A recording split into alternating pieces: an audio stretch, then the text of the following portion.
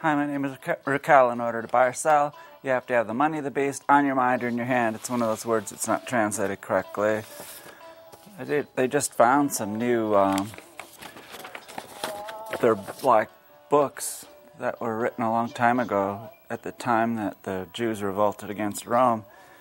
And hopefully they'll say something about, maybe they'll say something about the mark of the beast.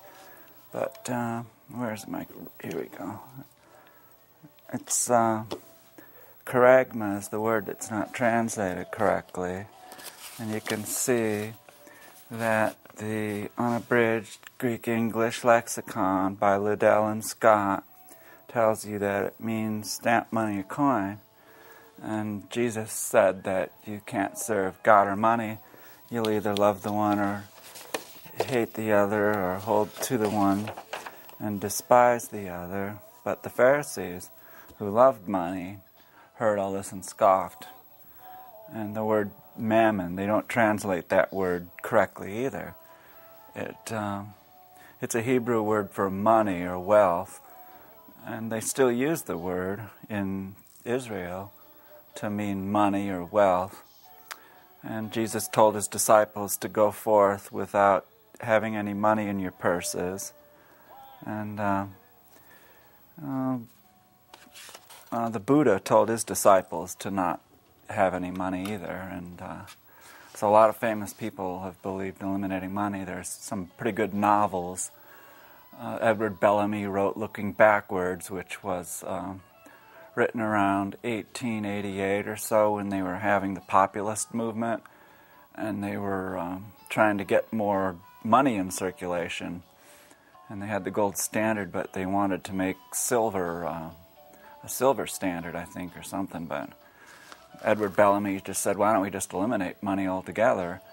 And so he wrote this novel, and it was a really big seller back then, and it was part of the Populist Party program platform, where they won quite a lot of votes in one of the elections then.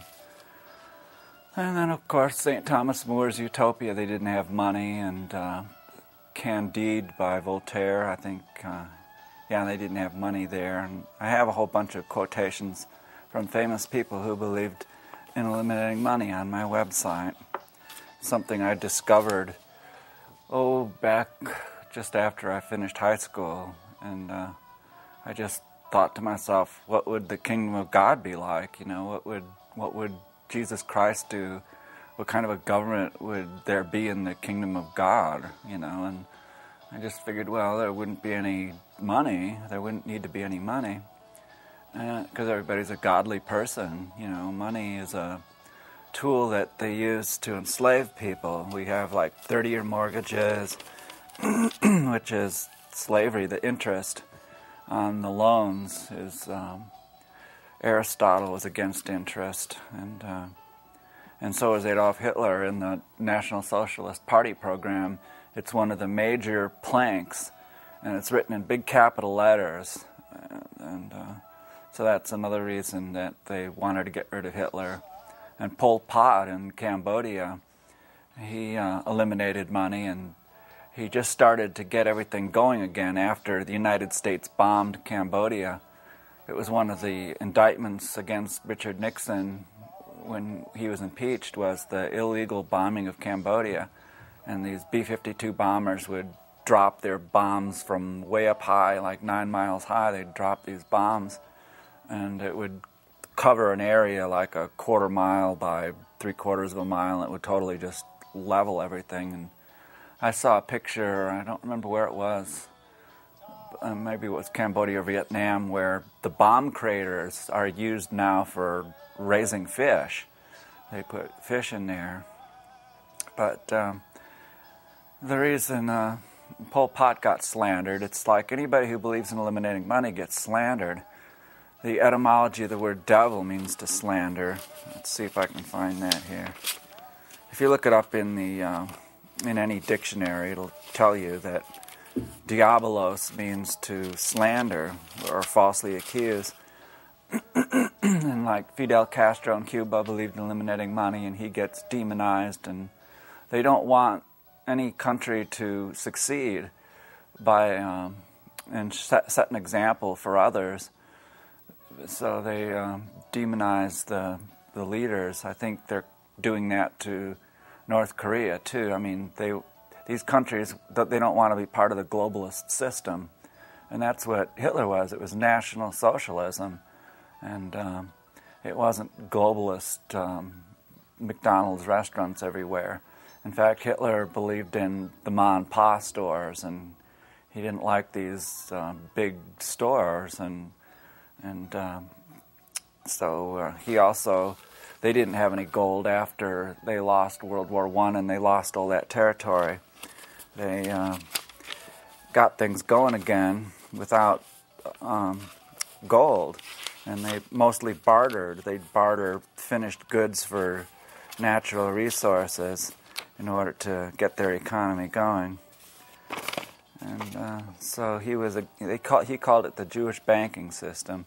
This is a flyer I made back in 1985, and here's the etymology there. You can see the devil, and means to slander, and that's from the Strong's Concordance.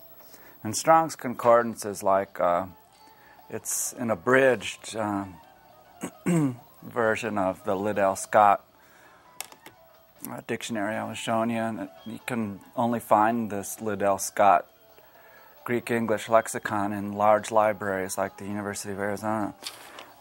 But like, this was in the newspaper recently. It shows you how much debt is in these various industries. And there's the state and local government debt. It's about 2.5 trillion. But here we have the financial industry, and you can see that back in, this is 91, nobody was hardly in debt. And then it just started taking off. There's 97. But this financial industry, they got way in over their heads in debt. This is 600% since 1990. And there's a 2.9 trillion decline there in their debt. But that's what's really screwed everything. Household debt is there. And just talking, I made a bunch of underlines here. Let's see, gosh, my throat's so dry. I mean, it's just these collateralized debt obligations magnified the debt and made it worse. And that's why we're in all this trouble. It's this funny money Wall Street stuff. And the first thing Jesus did when he came into Jerusalem was to upset the tables of the money changers and called them all thieves. And that's, Jesus was a radical. I could hardly believe when I first read it that they would give Bibles to my friends in high school when they went into the Army or Marine Corps. It was during the Vietnam War, and some of them, they got little Bibles. And I thought, wow, I mean, do any of these kids read this stuff? Jesus was against, Jesus was peace and love. But it's the St. Paul that causes the problems. He's the one that screwed up this New Testament.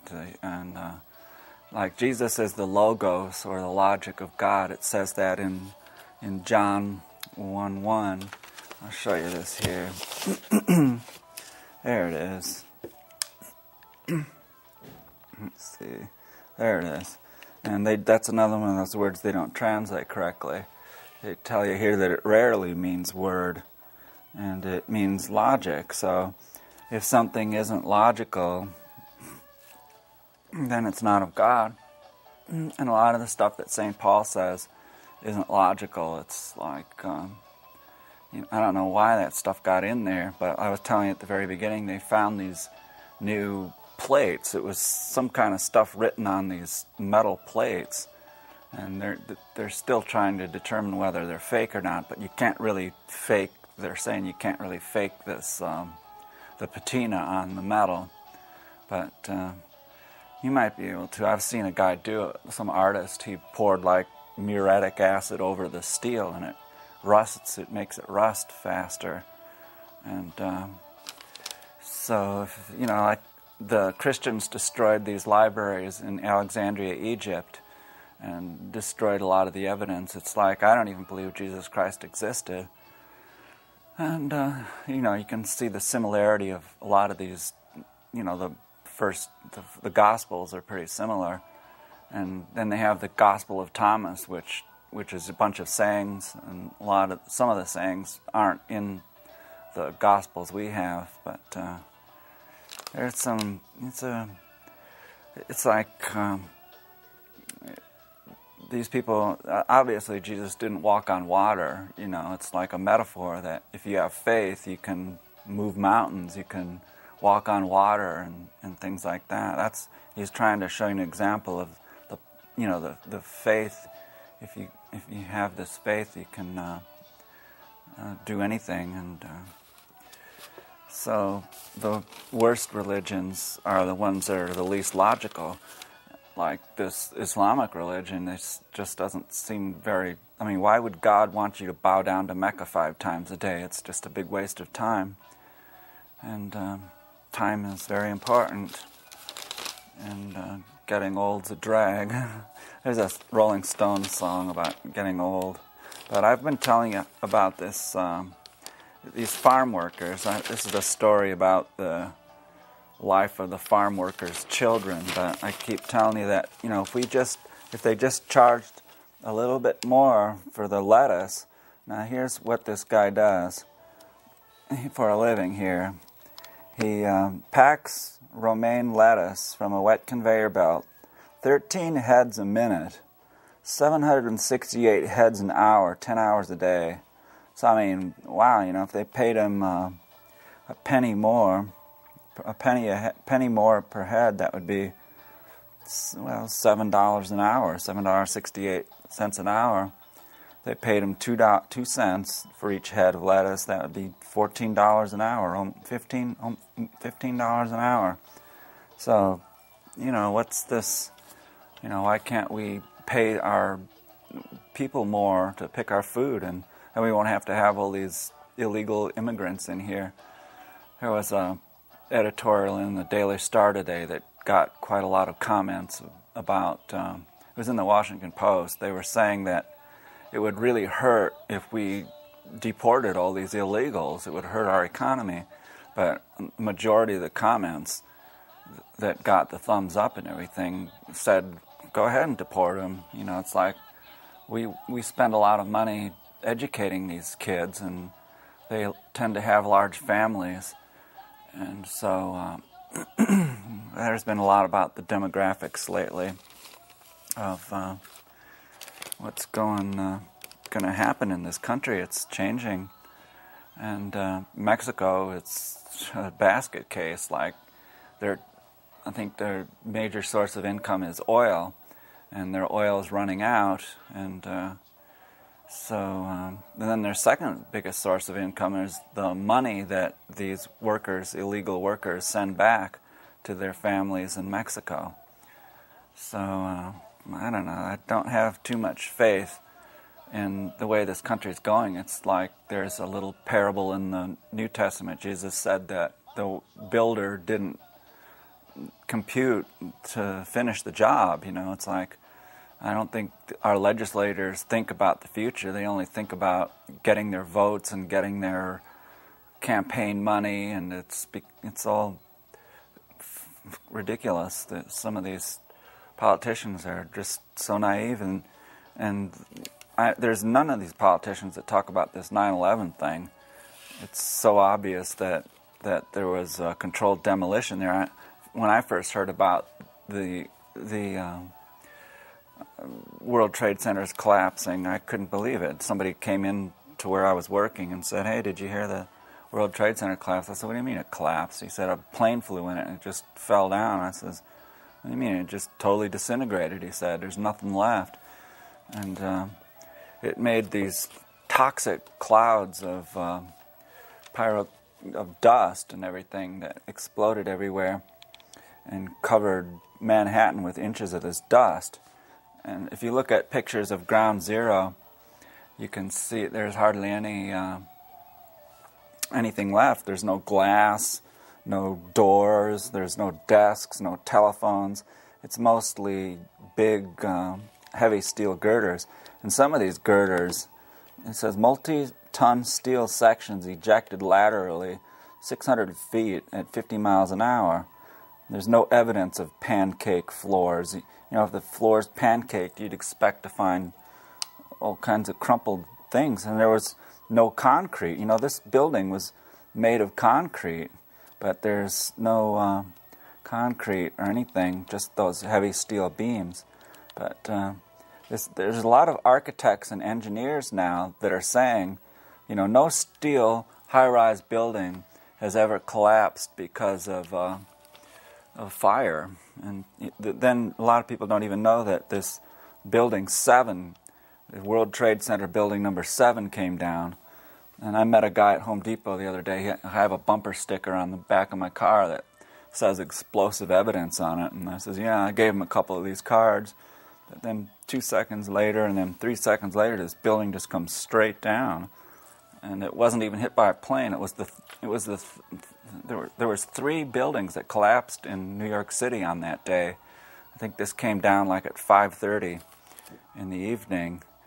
And there's a really good video about this. It's called Loose Change, and you can find it on the internet. This is the latest version of it, but they have some that you can see on there that explains to you the dynamics, you know, of fires and structures. And there's a lot of questions about the Pentagon. Like the part of the Pentagon that was destroyed was where they were doing accounting. And Rumsfeld was saying recently, before this happened, that there's like a whole bunch of money missing from the accounts of the Pentagon. And so they destroyed all those papers. And Building 7 had a whole bunch of, it was like the government headquarters in there. And so a lot of Securities and Exchange information was destroyed. So some of these crooks on Wall Street got off and things like that. And I heard there was like gold in the basement, and that all vanished. And then the guy who owned the World Trade Centers doubled his money on it, you know, and they had asbestos in there that they were going to have to remove, but this conveniently destroyed it. And this was in the newspaper just yesterday, and it's about this policeman who died, and his doctors and all the people were saying that he died as a result of the toxic dust. And a lot of these people that were working at Ground Zero ended up getting cancer and stuff.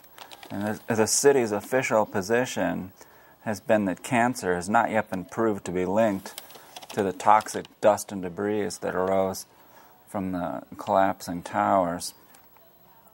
But here's a case. This woman here, she was a lawyer, and she was engulfed by the toxic cloud, and she died of how do they pronounce it? Sarcoidosis, an inflammatory disease. So, you know, they're still not doing justice to, they're covering it up. They don't want people to, you know, I mean, what was this toxic dust that killed everybody? Well, so many people are getting cancer from it. And there was I don't know what this is. One of my friends was telling me that there's some asteroid that could possibly hit, but they've kind of said that it won't now. But they had an article here. Let me see. Oh, it's just how long it would take if there was any people living out there besides us in the galaxies out there. It would take so long for Voyager 1 to get to any of these planets that could possibly have people living on there. But we've never discovered radio waves or anything coming from these. I don't believe that there's life. There's a good book called Rare Earth, and I have a web page about it, and it tells you all the contingencies necessary for life to exist. And as you know from science, it took a long time for single-celled creatures to start growing, and then sponges and things like that took a while, and humans have only been here for a very short period considering the age of the earth and everything. But it's just such a miracle. We have to have a certain amount of, they're saying, one of these articles said that we have to have potassium. I don't know if this is the one. I cut it out, but or I meant to, but they're saying that there was a big increase in potassium or something, or it wasn't potassium, phosphorus I think it was, and that helped for oxygen, and could have had part of the reason that life exists here. But there's a lot of others. You know, you have to be the right distance from the sun, and the oceans are necessary for the rain and the water. You have to have water, and so it just, you know, people need to appreciate this earth, and we're not doing that. It's like in Japan, it's that disaster they had. It's mucking up the earth. They might have to quarantine that whole area like they did at Chernobyl. And there's a pretty interesting map. I was wondering, you know, how much of the area around Chernobyl is off limits. But they had a rainstorm right after Chernobyl blew up, and so it brought down a lot of the particles in certain areas hundreds of miles away. Well, not hundreds, but 100 miles away at least. And so there's various hot spots that nobody can go to because the rain put more debris there. And so I don't know if people are going to be able to move back in there anywhere. You know, I think they were saying on the news today that they found radioactivity in some of the milk there in Japan. But they had a story on the news about America. You know, like I was looking on the internet to try to see if they have any tsunami warning areas, like we have flood maps here in Arizona to tell you what the chances are of a flood coming through your property. And so I figured, well, they must have tsunami maps. So I looked for the one in Los Angeles, and they showed it only going up 10 feet. You know, the only area that was in danger was 10 feet above sea level, but the wave that hit Japan was like 30 feet high, so that would go in up to 30 feet, or elevation 30 feet. But I couldn't really tell from looking at the maps how far, what the elevation is. I don't know what downtown Los Angeles is. If it's 30 feet, then that wave could potentially go all the way to downtown. But they were saying there's some areas up in Oregon that are worse, though. But they can tell. I mean, they showed in that news story, I mean, you can look at the sediments and tell if there's been a flood there before. And they did see one in Japan, happened like 800 years ago.